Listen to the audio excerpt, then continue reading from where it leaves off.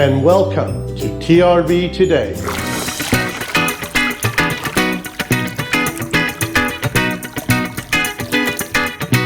So what we've got happening behind me is we have a Triton 21 XS Elite come in for a repower. We're going to be taking the old motor in on trade.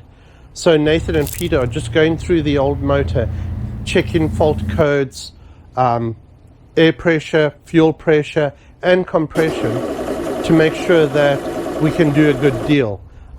Everything's looking good, so it looks like we've probably got a deal happening on this boat.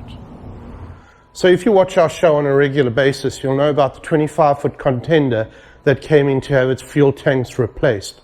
We're going to have a chat with Sterling, and he's going to go through where they're up to. So over to you, Sterling. All right, thank you, Dale. So today in the 25-foot Contender, we've already removed the fuel tanks. It left a sleeve of foam in each section. We've removed those. We have a perfectly clean slate for new tanks to go in. Now when the tanks go in, the new ones, you want to make sure they're perfectly level. We don't want them tilted forward and aft. That way they pick up fuel properly. And basically to get them perfectly level, we took 1-inch blocks of foam. We've hot glued them down inside the bases. So when they set in, they're locked into position. Now, once they're locked into position, we're going to really lock them in with a 4-pound AB foam. It's an expanding foam. It's two parts. It's 1 part to 1 part.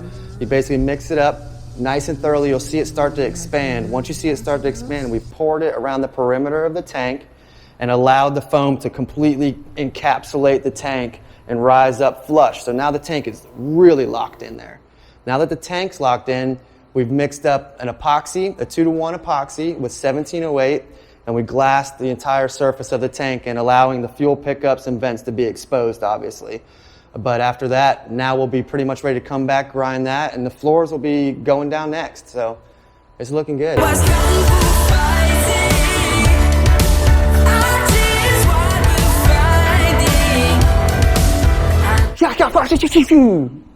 And we're out.